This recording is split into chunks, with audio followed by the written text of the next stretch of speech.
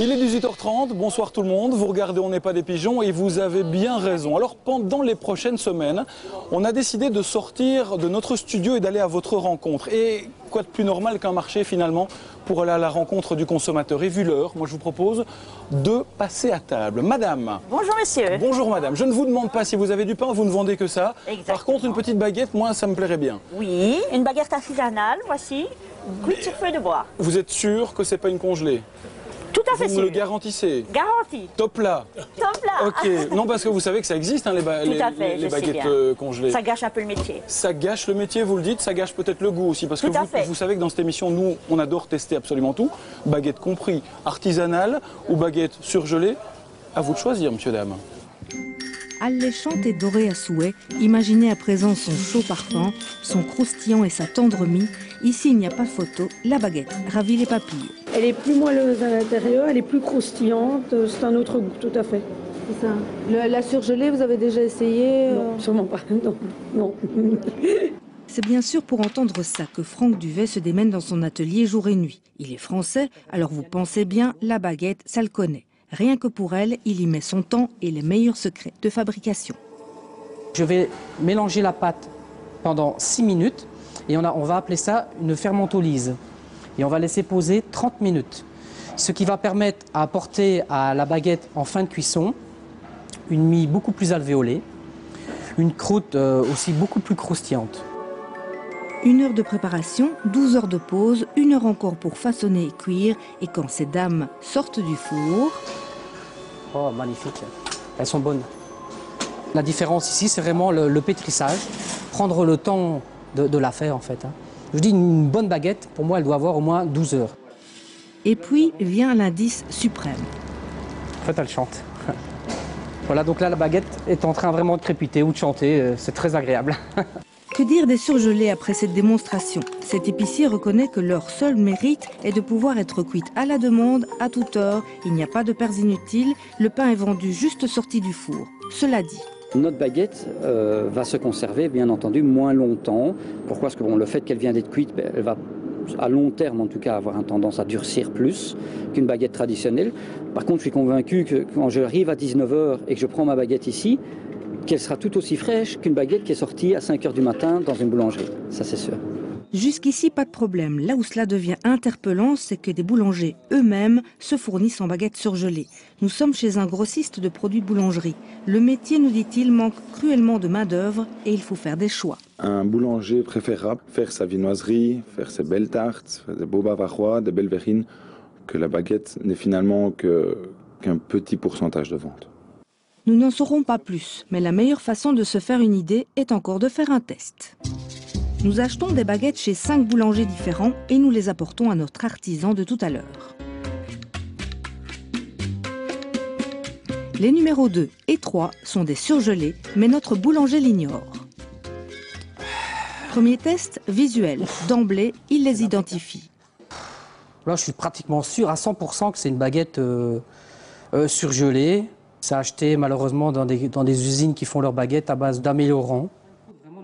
Bien vu. Plus difficile à présent, à l'aveugle. J'intervertis les baguettes pour ne laisser aucun indice. Baguette numéro 2. Ça, c'est pas de la baguette. Hein. Ça, c'est du surgelé ou vraiment... ou la baguette vite fait, quoi, on va dire. Hein. Baguette numéro 3. Ça là est vraiment pas bonne. Non. Désolé, elle n'a vraiment pas un bon goût en bouche. Les 2 surgelés sont à nouveau démasqués. Et au bout du compte, c'est la numéro 4 qui s'avère la meilleure pour notre testeur. C'est la meilleure, la croûte est fine, pour l'instant c'est la meilleure. Des 5, c'est aussi la plus pesante et la moins chère. Le pain français dit la baguette n'a pas trop de soucis à se faire face à la surgelée, pour autant que les vrais artisans ne disparaissent pas, faute de successeurs motivés.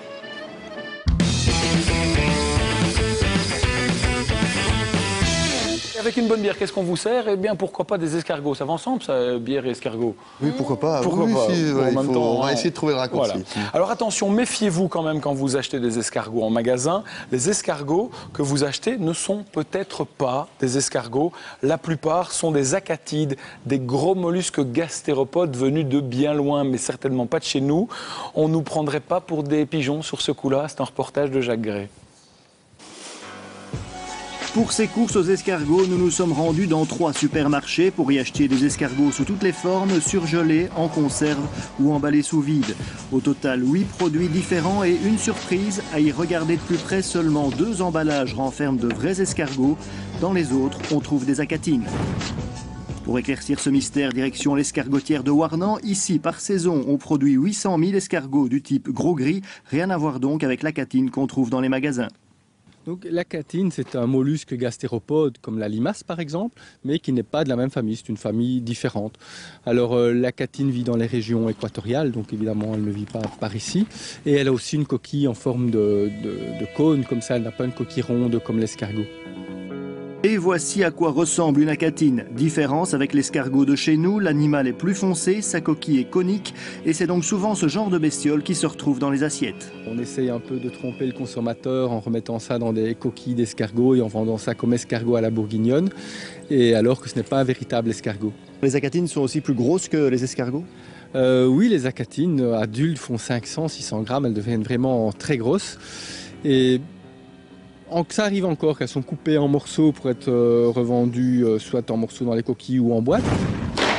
Alors côté cuisine, quelle est la différence entre l'acatine et l'escargot? Avant la dégustation, passons en revue les emballages.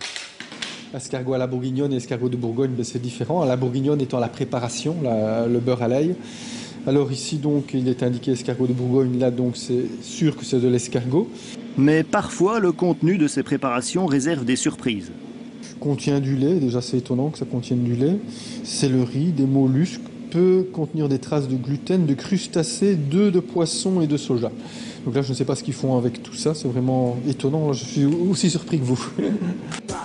Il n'y a donc plus qu'à goûter. À gauche des escargots wallons, à droite des acatines de pays lointains. On passe le tout au four très chaud pendant 10 minutes et le constat est sans appel, l'escargot présente une chair plus tendre et un goût plus subtil que l'acatine. Au niveau de l'odeur, si on sent un petit peu avant de les mettre en bouche, il y a une odeur quand même, je dirais pas très agréable, je dirais comme de végétal, mais enfin, c'est assez particulier. Puis en bouche, c'est un peu plus caoutchouteux. Et il y a plus inquiétant, sur tous ces produits, on ne trouve aucune indication de la provenance des acatines.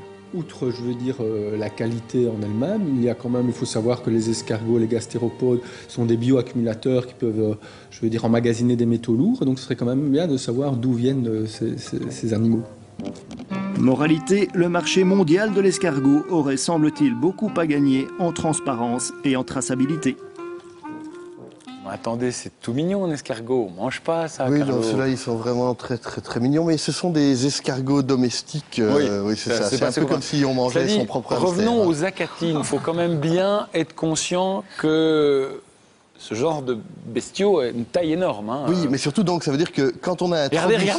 Regardez quand on a introduit ça dans une coquille, c'est pas sa coquille à lui en fait. On prend des morceaux, on aurait pu prendre... En fait, donc en gros, ce que vous nous dites, ce qu'on trouve dans les magasins aujourd'hui, on prend la grosse bête qu'on vient de voir, on la coupe et on la met dans des coquilles. Voilà, mais pas partout dans les magasins. Je trouve quand même qu'on est relativement bien étiqueté en Belgique parce que il y a marqué sur l'emballage toujours escargot, puis vous regardez en petit, il y a marqué le type d'escargot. Ouais. Si c'est de l'acatine, c'est écrit. Ça, c'est une boîte d'acatine. Il y a écrit en grand escargot. Mais c'est le minimum quand même. Quand ça, c'est le minimum, on peut appeler. Oui, c'est le minimum, mais enfin, c'est pas toujours forcément le cas. Donc là, c'est assez bien édicté. Alors, on va en finir avec les acatines très vite. C'est pas intéressant du tout. C'est pas intéressant du tout de prendre de la chair d'une espèce de grosse bête baveuse qui vient de très très loin, qui n'a aucun intérêt gustatif, juste parce qu'elle évoque vaguement son appartenance au monde des escargots. On la coupe en morceaux, on la fourre dans une coquille ou dans une boîte. Ça n'a vraiment strictement aucun intérêt. Il faut pas manger ce genre de truc. Ça vraiment. De toute façon, après c'est quand. Il y a une différence de goût. Oui, c'est pas du tout la même chose. C'est pas le même produit. Et qui aime bien les escargots ici? Moi j'adore. Est-ce que c'est obligatoire d'inscrire le fait que ce soit un escargot ou pas? Je ne sais pas si c'est obligatoire d'inscrire l'espèce, mais en tout cas, dans tout ce que j'ai trouvé en grande distribution, sur tous les produits qui soient en boîte ou transformés, j'ai trouvé l'espèce. Alors juste quand même pour faire un peu le tour du sujet, il y a aussi des Helix. Donc Helix, c'est la grande famille des escargots. Helix lucorum ou escargot turc, c'est encore une biesse d'une taille raisonnable, hein, mais qui commence à ressembler vaguement à un escargot. L'escargot de Bourgogne, il vient pas de Bourgogne, c'est comme la truffe du Périgord, c'est une espèce, c'est Helix pomatia. Et celui-là, ça c'est l'escargot classique que l'on sert beurre à l'ail. Et puis, il y a un produit qui a vraiment est devenu un néo-produit de terroir wallon bien de chez nous, c'est le fameux petit gris Helix aspersa Muller. Et là, on peut tout manger sauf la coquille, même le petit tortillon qui est à l'intérieur. Benjamin? Sauf qu'à cause du beurre à l'ail, parce que c'est quand même ça l'intérêt, beaucoup achètent pour le beurre à l'ail, c'est impossible de distinguer la différence de goût, parce que la texture est la même. Non, la texture n'est pas la même, justement. C'est caoutchouteux, plus ou moins fort. Oui, mais justement, la texture, c'est parti du goût jusqu'au bout. Donc... Vous distinguez dans le beurre à l'ail la différence entre un petit gris et un... Moi, je voudrais d'abord vous dire, c'est que les petits gris, on les trouve aussi en bocal comme ça. D'ailleurs, c'est pas très ragoûtant. C'est pas très ragoûtant. Rapidement. Voilà. Donc, par exemple, le petit gris, quand il est comme ça, il coûte environ 56 € du kilo prix net. C'est assez cher, mais il faut savoir que quand il est transformé comme ça, et qu'il y a plein de beurre à l'ail, ça coûte 66 € du kilo pour 50% de petits gris.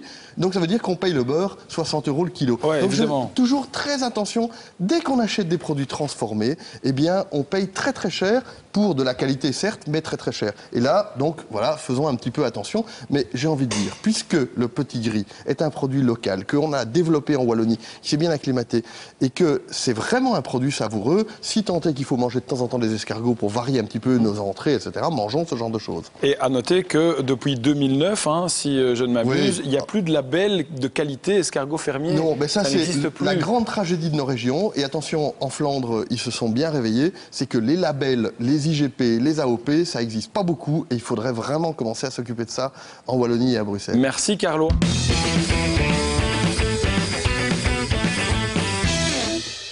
De retour sur le marché de Schaerbeek où on trouve des trucs bien sympas. Cela dit, vous connaissez notre émission On n'est pas des pigeons? Oui. Vous regardez souvent? Souvent. Vous vous méfiez? Des fois un peu. Allez, par exemple, si je vous dis que votre olive, là, elle vient d'une boîte, qu'est-ce que vous me répondez? Je veux dire oui, il y a normalement des qui viennent dans les boîtes, il y a qui viennent dans les seaux. Et les autres viennent dans les seaux? Oui. Elles viennent du Maroc? L'Espagne, Maroc et l'Italie, un peu du tout. Eh bien écoutez, je vais en goûter quelques-unes. Et on vous retrouve après la pub.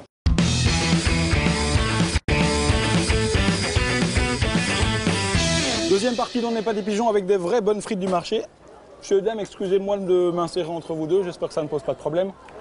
C'est-à-dire que depuis 40 ans qu'on se connaît, c'est bien la première fois que quelqu'un vient entre nous deux. Excusez-moi, ne le ferez plus. Vous voulez goûter une frite? Je vous en prie, volontiers, merci. Madame, une frite aussi? Avec les huîtres, ça peut aller, hein, vous avez fini votre plat en plus. Ouais. Est-ce qu'elles sont bonnes? C'est de la vraie bonne frite? Elle est bonne, oui. Parce que... Vous savez que dans le milieu, il y a tout et n'importe quoi dans le milieu de la frite. On trouve tout et n'importe quoi, regardez. L'arrachage de pommes de terre, c'est un sport national. Chaque année, la récolte représente environ 3,5 millions de tonnes. La majorité sera utilisée pour préparer notre mets national, la frite. Les pommes de terre se ramassent à la tonne. Elles coûtent moins cher actuellement. Cela veut-il dire que le prix du ravier de frites va diminuer? Eh bien non, ce serait trop simple. Il pourrait même augmenter. Démonstration. La patate va d'abord subir une métamorphose complète. Elle est lavée, puis épluchée dans cette machine. Lavée à nouveau, elle est coupée en frites pour ensuite être conditionnée en paquets de 10 kg. Premier élément d'explication, cette transformation coûte cher. Très cher. Le coût le plus important dans le sachet de frites final n'est pas la matière première, donc n'est pas la pomme de terre elle-même, mais c'est vraiment le coût des transformations. Les coûts en main-d'œuvre, en énergie, carburant, livraison, épuration des eaux. On a vraiment un ensemble de coûts qui est vraiment très très important.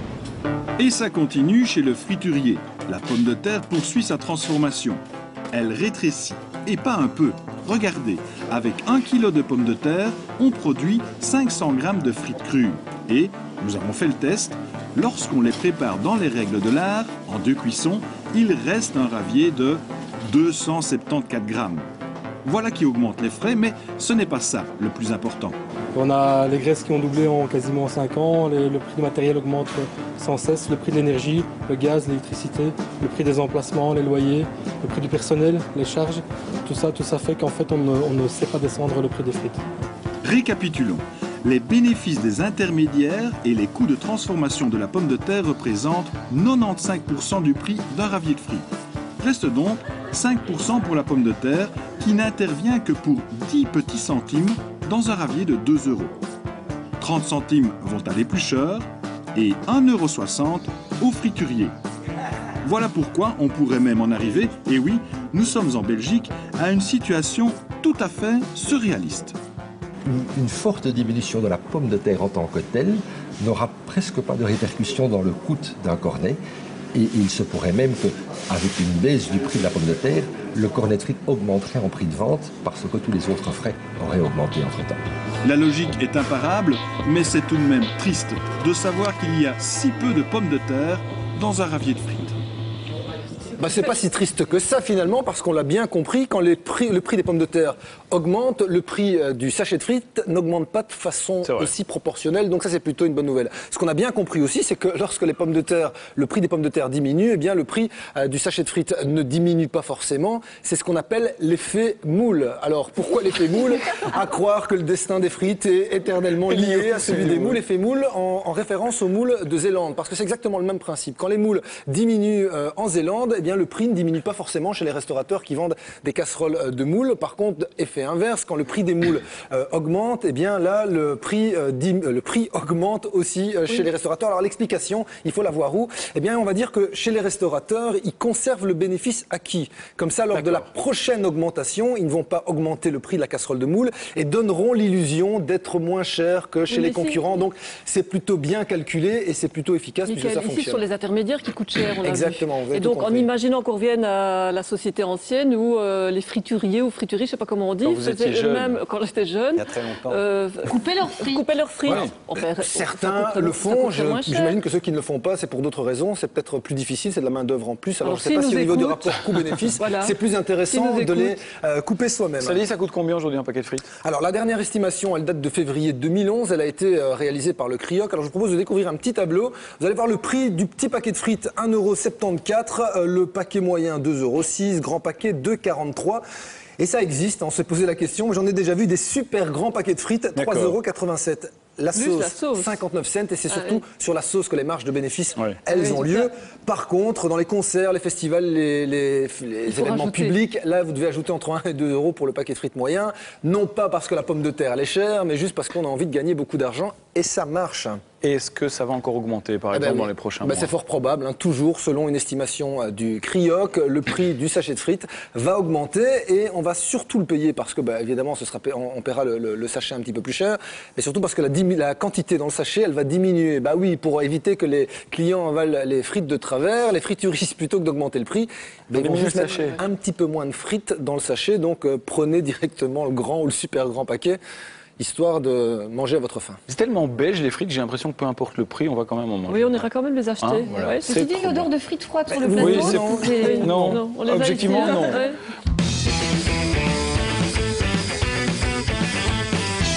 On va manger des moules. Alors bizarrement, les moins chers du marché, on les trouve chez Ikea. Avec ou sans arôme de moule, ça on verra. Alors petite précision importante, vous parlez d'Ikea, alors ces moules, il ne faut pas les fabriquer soi-même. Ça c'est important de le dire. Et si on parle de moules ce soir, c'est pas non plus parce qu'il manque une vis dans la casserole. Voilà, ça c'est dit.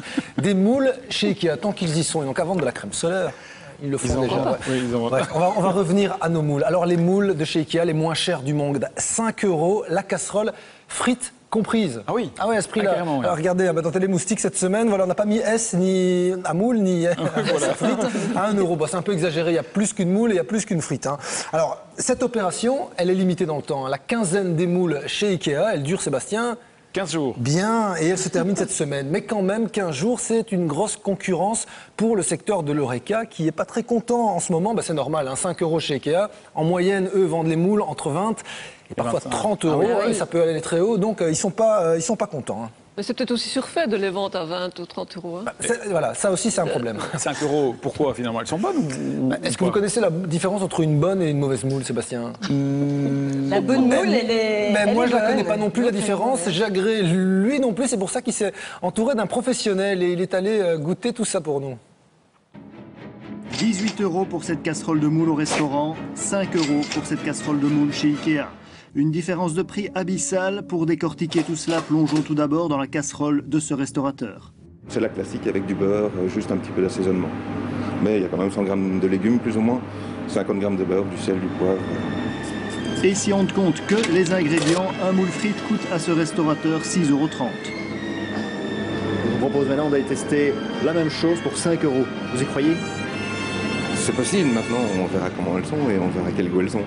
Ça, on ne peut pas critiquer tant qu'on n'a pas essayé. Direction donc le restaurant d'un magasin Ikea. Notre demande de tournage chez le géant suédois étant restée lettre morte, nous nous y rendons en caméra cachée pour goûter au contenu de la casserole à 5 €. Premier constat, nous ne sommes pas tout seuls. Après 15 minutes de fil, nous passons enfin à table.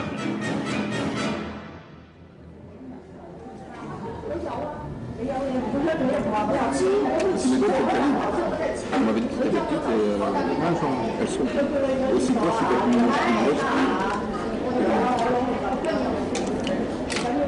par contre, je pense pas qu'elles ont été nettoyées. On a quand même pas mal de petits coquillages qui laissent encore coller dessus. Non, en qualité, c'est des mêmes calibres. C'est le même calibre. Première impression plutôt correcte donc, alors arrêtons de manger un instant pour se demander comment on fait Ikea pour vendre les moules à 5 €. Je ne peux pas aller jusque vente à perte parce que c'est interdit, je pense qu'il n'irait pas jusque-là, mais ça n'est aucun bénéfice. C'est un pôle d'attraction pour attirer le client pour autre chose. Vendre un prix et pas vendre une qualité, c'est irrespectueux pour ceux qui ont préparé les moules, pour la cuisine et pour, je vais dire, le consommateur en général qui se pose la question comment peut-on d'un côté vendre des moules à un prix ridicule et d'autre côté qu'il faut 3 fois le prix. Car évidemment, ceci n'a rien à voir avec un repas chez un restaurateur.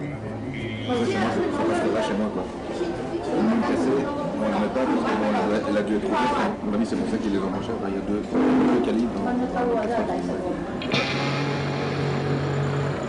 Alors bien mangé? J'ai mangé. Bien, je ne pourrais pas dire que c'était bien. C'était pas mauvais, ça se laisse manger. La qualité des moules n'est pas mauvaise, la cuisson n'est pas super. Mais au final, reste encore tout de même une inquiétude pour notre restaurateur. Je pense que c'est un appel pour chez eux. Maintenant, on a remarqué en allant manger que les gens n'allaient peut-être pas spécialement acheter des meubles, mais venaient peut-être juste manger, ce qui là est dommage parce que là, ils prennent une place à part entière dans la restauration. Et effectivement, durant cette quinzaine promotionnelle, énormément de gens seront venus chez Ikea uniquement pour manger des moules. Écoutez, on l'a entendu, hein, des moules corrects à ce prix-là, moi je dis que c'est quand même un bon point pour le géant suédois Ikea qui n'en est pas à son coup d'essai. Ils ont déjà utilisé ce genre de produit d'appel pour créer le buzz et attirer les foules. L'an dernier, cette quinzaine de moules a eu lieu pour la première fois dans un magasin à Gand.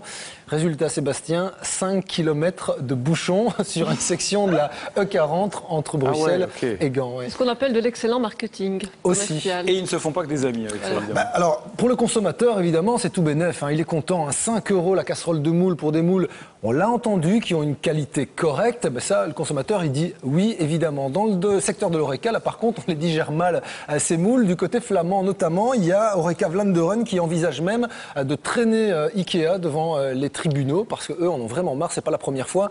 Aujourd'hui, c'est les moules. L'an dernier, c'était les steaks, les fameux steaks à 2,50 €. Le problème, ou pas le problème, mais c'est que chez Ikea, on se dit on n'a rien à se reprocher puisqu'on ne vend pas à perte. Ils sont conscients évidemment que c'est un produit d'appel et ils sont tout à fait droits dans leurs bottes. Oui, j'ai vu que c'était pas des casseroles de moules. Hein. Oui, alors au niveau du décorum, ce sont des casseroles en aluminium, on fait avec les moyens du bord. On économise aussi un petit peu. Michael, peut-être que le prix aussi dans les restaurants est beaucoup trop surfait par rapport au kilo de moules que nous on peut acheter. Parce que les jumbo, pour le moment, c'est grosso modo, on va tourner, c'est 5-6 €. Donc les vendre à 25 voire 30 € une casserole. Donc la vraie question, c'est est-ce que c'est exagéré des moules à 5 € ou est-ce que c'est exagéré des casseroles de moules à 25 €? Vous faites bien de relever ce problème, Annie.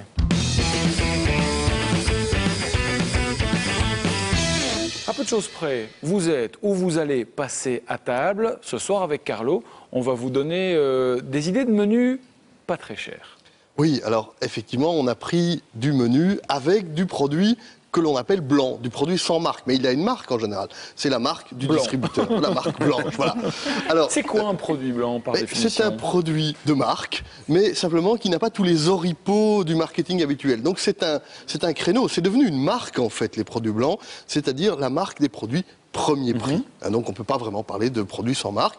Alors ces produits sont des produits en général de type industriel, comme souvent d'ailleurs les produits de marque. Donc il n'y aura pas vraiment de différence à ce niveau-là.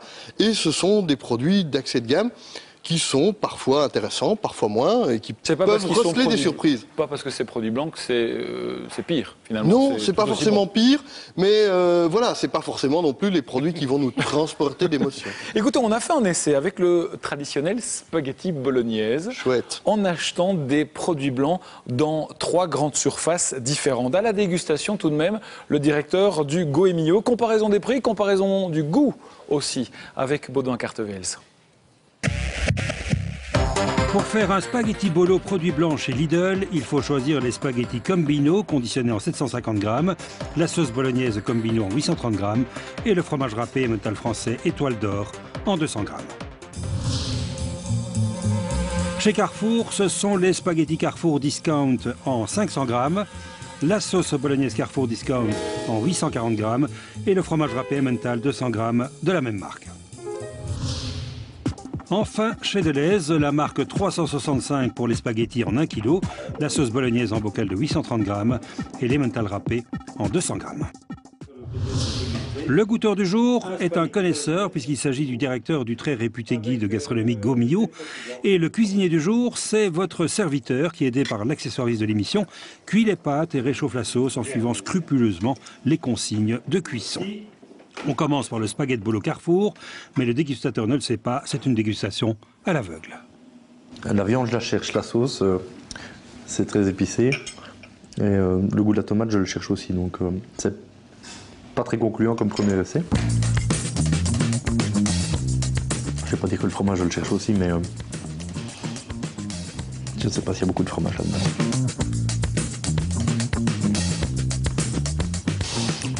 C'est de l'eau. Voilà, c'est tout ce que je peux dire. Pas tendre le goûteur. Ensuite, on passe à la préparation du spaghetti bolo Lidl. On dresse l'assiette et on sert à table. La deuxième dégustation. Mais on se rapproche déjà plus du goût de la sauce bolognaise telle qu'on l'a dans l'idée. Non, ça reste quelque chose qui n'est pas extraordinaire.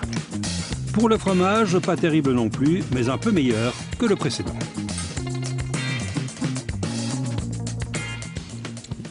Les herbes, les épices qui viennent en premier, et puis on n'a plus rien, quoi. Donc on n'a ni le goût de la viande, ni le goût de la sauce. C'est des spaghettis aux herbes avec un petit jus de tomate, quoi. Et voici la troisième dégustation. Et enfin, l'assiette Delhaize. On a plus le goût de la tomate. On a moins d'acidité et d'épices que dans les 2 premières. Donc on a quelque chose qui est un peu plus sympa. Maintenant, moins d'acidité, c'est peut-être trop de sucre aussi. On est plus sur le goût du fromage. Ça reste basique, donc c'est pas du fromage exceptionnel. Voilà, l'ensemble est effectivement plus cohérent. On a les pâtes, on a la tomate, on a le fromage. Après, dans des mesures peut-être différentes de ce qu'on fait soi-même à la maison. Mais disons que la base est bonne ici. Et voici l'heure du verdict, impitoyable. Alors pour la première assiette... Alors là, c'est donc le spaghetti bolo Carrefour. Donc là, je donne un 3 sur 10. Alors, deuxième assiette, Lidl, même spaghetti bolo. Je donne un 5 sur 10. Voilà, troisième assiette, celle de Delhaize. Marque 365. Je donne 7 sur 10. A noter que pour un spaghetti pour 4 personnes, les prix oscillent de 2,99 € à 3,17 € et que c'est Carrefour le plus cher. On reprend tout avant de débriefer en plateau. Donc, on va résumer, on va faire le petit podium en matière de goût. C'est une appréciation dont n'est pas des pigeons. Voilà donc notre petit podium en matière de goût. C'est Delhaize qui l'emporte devant Lidl et Carrefour. Côté prix, maintenant. Côté prix, si on peut avoir le podium côté prix, c'est Lidl le moins cher, Delhaize en 2, Carrefour en 3. Carlo, petite réaction. Bon, ben d'abord, oui, on est dans le produit blanc. Les hard discounters ne sont pas forcément toujours les plus mauvais. Moi, je voulais juste glisser une petite remarque, c'est que le spaghetti bolo, c'est encore faire quelque chose avec, là, dans ce cas-ci, des produits déjà transformés par quelqu'un d'autre.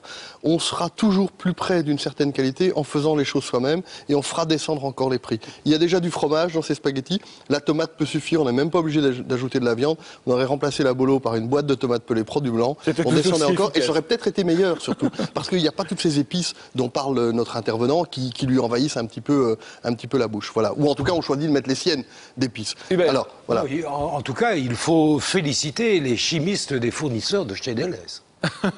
Non, je ne suis pas sûr que ça, cher Hubert. Et donc, j'ai voulu justement rebondir en faisant un comparatif entre des produits blancs, et du coup, j'ai pris la marque de notre gagnant du jour, la marque 365, et des produits de marque. Parce que, voilà, ce qui se passe, c'est qu'avec ces fameux produits blancs, on a tendance à vouloir les opposer à produits de marque, et peut-être que la question qu'il faut se poser, quand on parle de bonne bouffe, de mieux manger, c'est pas tellement d'opposer produits blancs, produits de marque, etc., c'est d'aller voir s'il n'y a pas mieux que des produits totalement industriels. C'est ça aussi une vraie question. Parce que la marque, peut-être que ce n'est qu'une autre façon d'emballer du produit blanc avec plus de marketing. Alors vous êtes venu avec quoi? Et donc je suis venu avec de l'emmental sous la forme râpée, de l'emmental, il est où? Il est pas là. Alors, de l'emmental sous la forme râpée, de l'emmental sous la forme en bloc, et quand même, grand protagoniste de nos tartoches à la belge, j'ai nommé le saucisson de jambon, qui d'ailleurs n'a de nom, n'a de jambon que le nom en général. Okay. Ou le pâté pour chat, finalement, non? Non, enfin, quand même. D'ailleurs, vous allez en manger, tiens. non. Donc, alors, ce que je vais vous faire passer les trucs, là,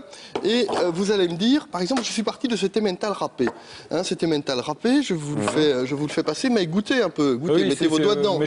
Allez. Non, Xavier, allez, c'est vous qui goûtez. Vous goûtez les deux emmentals. Alors, franchement, moi, je vais vous dire tout de suite ce que je pense, comme ça c'est fait, c'est que ces produits, surtout l'emmental, qu'ils soient râpés ou en bloc, quand il est dans des sachets industriels, c'est en général pas très bon. C'est pas très mauvais. Ça va pas vous empoisonner. Les produits dedans sont même probablement tout à fait sains et même nutritionnellement c'est peut-être intéressant, mais c'est vraiment de l'élastique. Vous avez de la chance, je vous le fais goûter à température ambiante, c'est moins mauvais à température ambiante.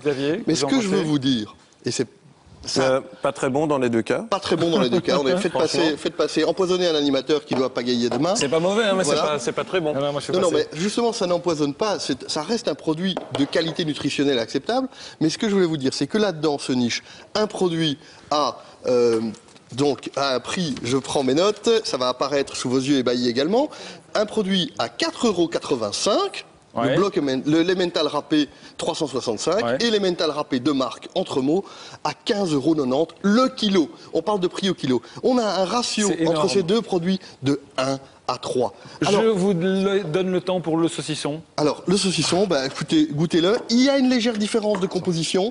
Il y a plus de matière grasse dans le produit blanc que dans l'autre. Mon chat Il y a aussi un rapport de prix de 1 à 3 entre les deux. Le seul message que je veux vous dire ce soir, c'est que, attention, c'est pas parce que vous achetez en grande surface que vous achetez un produit qui est intéressant d'un point de vue économique. Ouais. C'est surtout ça qui est important. Personne ne vous arnaque parce que tout est clair, tout est transparent, le prix au kilo est affiché, mais c'est à vous, en tant que consommateur, de décider si vous avez envie d'une marque et de la payer ce prix-là, mais surtout, demandez-vous s'il n'y a pas une alternative d'un produit artisanal, même dans la grande surface, un produit d'appellation, comme un comté par exemple, à 20 € du kilo, il est 10 fois meilleur que toutes les daubes qu'on a mangées aujourd'hui, dans la même marque, dans la marque Entremont, et il vous donne vraiment du plaisir. Donc c'est ce genre de choses. Donc ce qu'on faisons retient, attention. Les produits blancs, c'est pas nécessairement si mal. négatif, oui. Mais et au moins c'est au juste prix.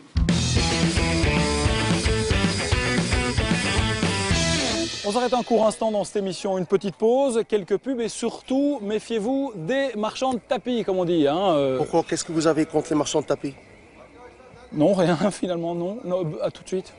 Et oh.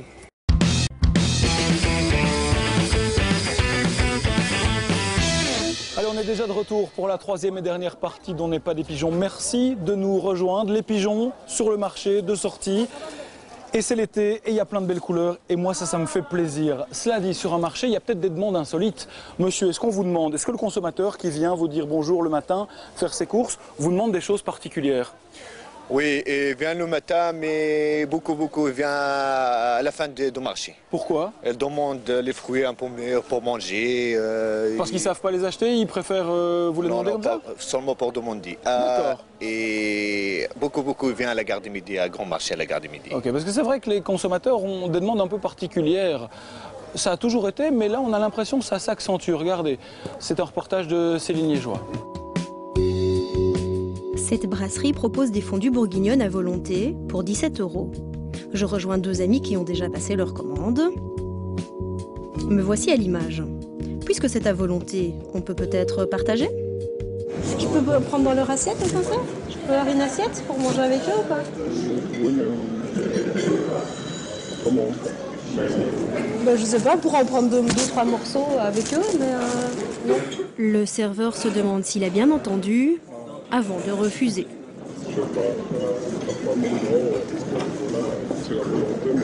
C'est à volonté.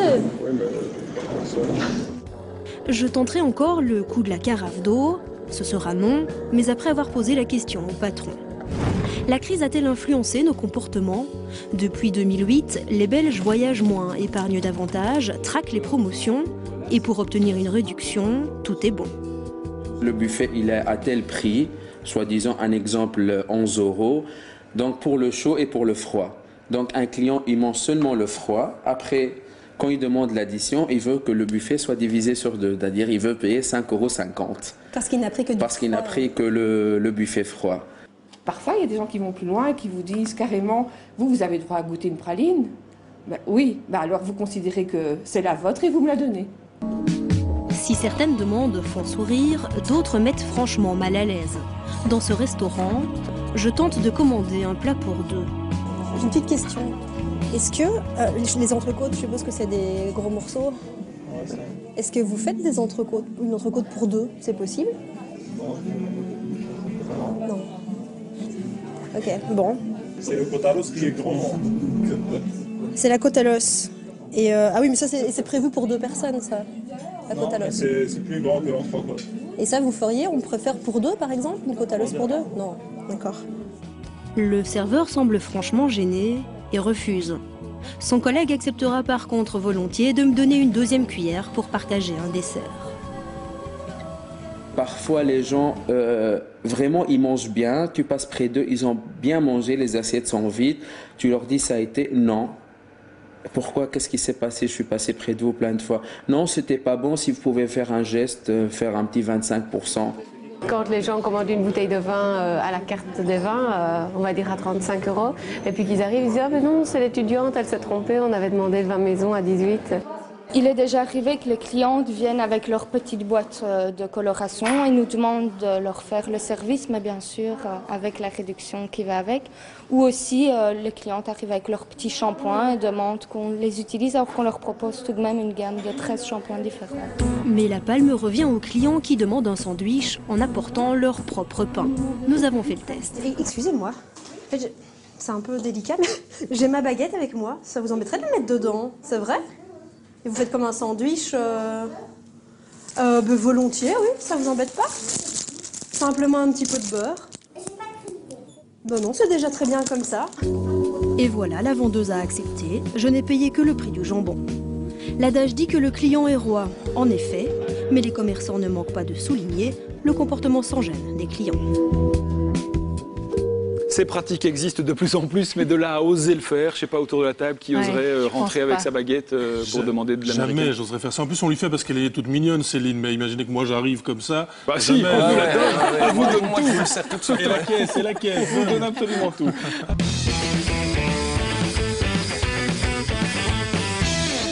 Moi, j'aime bien me promener au marché parce qu'il y a des odeurs. Qu'est-ce que vous faites là, vous? Ah, qui voilà, comment ça va? Mais on se promène. C'est le marché, je fais mon marché. Vous êtes pensionné, vous n'avez que ça faire. Eh oui, j'ai le temps. Et vous cherchez quoi? Des épices, regardez, on a le choix ici. Je cherche du safran. Et ben voilà, il y en a, tout à fait. Safran, attention, hein. Vous savez qu'il y a du faux, il y a du vrai. Ah, si. Moi, je connais que le vrai, regardez, il est beau celui-là. Vous regardez notre émission de temps en temps? Ben, ça m'arrive, oui. Ouais, parce qu'on a fait des enquêtes justement pour voir la différence entre le vrai et le faux safran. Ça existe, ça? Ouais, regardez. Des faussaires en safran. Ouais, mais regardez. Mais il me croit pas, hein. Le secret de ma paella réside dans la juste dose de safran. Ramené d'un voyage en Espagne, il me semble avoir acheté un peu trop bon marché. À 1,40 € le gramme, je me demande si je ne me suis pas fait avoir.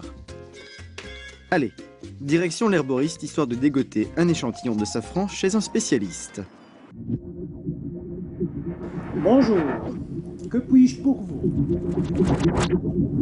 Bonjour, je cherche du safran. Le voici. Et le gramme coûte combien? Le gramme coûte 12,78 €. Ok, on est loin de mon 1,40 €. Mais qu'est-ce qui justifie un tel prix? Mais ce sont des pistils, donc forcément la récolte prend plus de temps et est plus compliquée. Avec mes échantillons sous le bras, je file au centre wallon de recherche agronomique de Gembloux où m'attend le Dr Weiss, avec qui je vais tenter de percer les secrets de l'or rouge. Quand on parle du safran, le safran, c'est exclusivement le stigmate de la fleur de crocus. C'est très précisément ceci, et exclusivement le stigmate. Et nous voyons ici, effectivement, les 3 stigmates, et puis on a à l'extrémité le style, qui est totalement incolore et qui en outre n'a aucun goût. Le prix du safran étant fixé au poids, on comprend dès lors que les producteurs peu scrupuleux n'hésitent pas à laisser le style. Bon, passons à l'analyse de nos échantillons. Lorsqu'on regarde ici ce safran-là, on voit qu'on a des filaments qui sont relativement courts et qui sont extrêmement sombres. C'est indicatif d'une meilleure qualité. Le safran de l'herboristerie, check. La qualité est au rendez-vous. Passons à présent à l'étude de mon safran. Ce safran-ci, on constate qu'on a des parties qui sont plus brunâtres, jaune clair, comme par exemple ceci. Alors on voit directement que la longueur des fragments est également différente, ce qui veut dire qu'on n'a pas exclusivement l'extrémité du stigmate, mais on a également une partie du style. Bref, je me suis fait avoir. Et qu'en est-il du safran en poudre? Certains estiment que du safran en poudre, il est fraudé à peu près à 80%, qui soit acheté dans les supermarchés ou sur les marchés locaux. Alors parmi les types de fraude, là c'est beaucoup plus difficile à détecter. Pourquoi? Parce que on ne peut pas aborder l'aspect visuel, mais on doit passer par des méthodes de chimie analytique. Et donc le consommateur, lui, aura très très difficile à faire la différence. Tous les moyens sont bons pour plumer l'acheteur. Le safran en poudre peut être coupé avec de la brique pilée, du maïs, du curcuma ou encore des fibres de grenade broyées. Un dernier conseil aux consommateurs? On sait que le safran coûte plusieurs dizaines de milliers d'euros le kilo. Méfiez-vous des beaux paniers remplis avec une montagne de poudre jaunâtre. Non. Si vous voulez un produit de qualité, il faut mettre le prix. Et on me dit dans l'oreillette, notre réalisateur Pat Le Guen, qu'on fabrique du safran à la ferme Léonard à Ambrezin, c'est près de Hanu. Qu'est-ce qu'on a en plateau pour Alors, déguster? on a pris d'autres épices. C'était un tout petit peu pour rappeler que les épices de qualité, ça ne peut pas être une bonne affaire. Voilà, je le dis. C'est-à-dire que quand vous croyez faire une bonne affaire, vous achetez un seau d'épices moulues sur un marché, et forcément c'est qu'il y a quelque chose derrière. Non pas qu'elle ait été trafiquée forcément, mais l'épice qui est en vrac à l'air, dans un sachet qu'on achète au marché, l'épice qui est dans un sachet qui va traîner longtemps, etc. Le conditionnement et surtout, en fait, la qualité des épices, ça vient de loin, par définition, mais les meilleures épices seront toujours celles qui auront été importées par des artisans qui vont les moudre ici, près de chez nous. Parce que comme ça, on aura une forme de garantie que la mouture aura été faite régulièrement, parce qu'une fois que c'est moulu, toutes les huiles essentielles qui sont dans les épices se dispersent. Et donc, par exemple, quand vous avez ouvert votre petit pot, qui, regardez, est gentiment protégé, vous le fermez bien soigneusement et vous gardez ça à l'abri de l'air et de la lumière. Il nous reste une minute, on déguste quoi? Alors, c'était l'excellente idée, Xavier, était de montrer qu'avec une épice, on peut tout changer. Alors, je vous ai fait un petit tartare au poivre Sancho, qui est un poivre légèrement citronné. Est-ce que ça vous a plu? Et donc, il n'y a rien d'autre que du sel et ce poivre Sancho et une petite pointe de gingembre pour montrer que finalement, l'épice, qui est quelque chose qu'on a un petit peu, qui est revenu chez nous, depuis une vingtaine d'années à peu près, c'est quelque chose qui, quand c'est de qualité, ça peut vraiment changer la cuisine. Moi, je vais manger jusqu'à la fin de l'émission. Moi aussi.